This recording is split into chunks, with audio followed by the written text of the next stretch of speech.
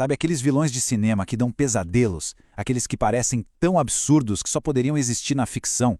Pois é, a análise de hoje vai mergulhar na história real por trás de alguns dos mais famosos, e a inspiração, como vamos ver, é muito mais chocante do que qualquer roteiro de Hollywood.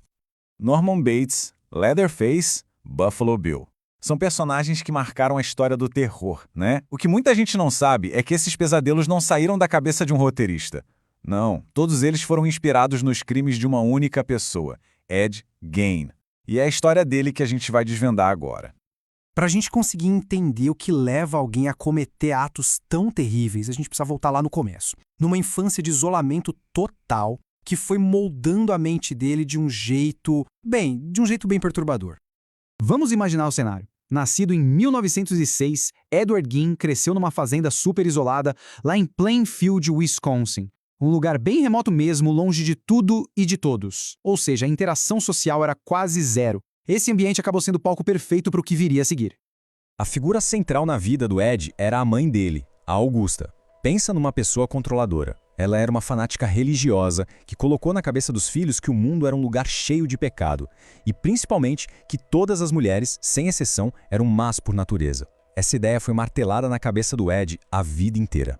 E aí a vida dele simplesmente desmoronou. No intervalo de só 5 anos, ele perdeu todo mundo. O pai, em 1940, o irmão, em 44, e por fim a mãe, em 1945. De repente ele estava completamente sozinho naquela fazenda isolada.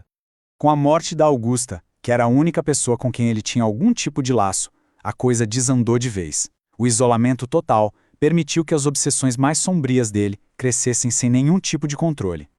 E é aqui que a história fica realmente macabra. Jane começou a violar túmulos, desenterrando corpos de mulheres de meia-idade nos cemitérios da região. E o motivo é de arrepiar. Ele escolhia mulheres que de alguma forma lembravam a falecida mãe dele. Durante anos, Jim viveu com esses segredos horríveis, mas, como sempre, uma hora a verdade aparece. E o que foi revelado, a pequena cidade de Plainfield nunca mais esqueceu. O que fez tudo vir à tona foi o desaparecimento de Bernice Worden, a dona de uma loja de ferragens em novembro de 1957. A polícia descobriu que a última pessoa a vê-la com vida foi Ed Gein, que tinha estado na loja. E foi assim que eles foram bater na porta dele. A polícia já devia suspeitar de algo ruim, claro, mas nada, absolutamente nada, poderia ter preparado eles para o que estava do outro lado daquela porta. O que será que as autoridades encontraram lá dentro? A cena parecia saída de um pesadelo. Primeiro, o corpo decapitado de Bernice Worden. E não parava por aí. Tinha cadeiras forradas com pele humana, tigelas feitas de crânios, cúpulas de abajur também de pele e, o que talvez seja o mais chocante, máscaras, feitas de rostos humanos de verdade. A casa era um verdadeiro museu de horrores. Com essa descoberta, o mundo inteiro conheceu o açougueiro de Plainfield. Agora, vamos ver o que aconteceu depois, como foi o processo legal e qual foi o fim dessa história. Olha que curioso. Apesar de todo aquele cenário pavoroso na casa dele, o Ed Gein confessou só 2 assassinatos. Um número que parece baixo, né? Isso levanta uma pergunta óbvia. De onde veio todo aquele material humano? E aí que a gente vê que eram 2 tipos de crime bem diferentes.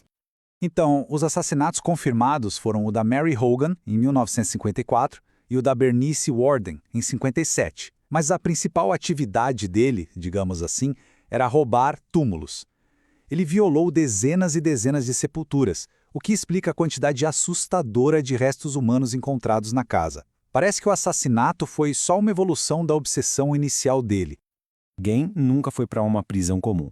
No início, ele foi declarado mentalmente incapaz de sequer ser julgado e foi mandado para um hospital psiquiátrico. Só em 1968 que ele foi a julgamento. Foi considerado culpado, sim, mas legalmente insano. Por causa disso, ele passou o resto da vida internado.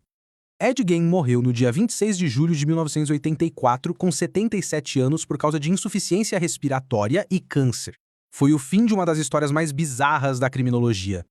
A história do Jane deixa a gente com uma pergunta que não quer calar e que ecoa na cultura pop até hoje. Como é que a mente de uma única pessoa, tão isolada, moldada por uma mãe dominadora numa fazenda no meio do nada, pôde se tornar a fonte de inspiração para décadas de pesadelos no cinema?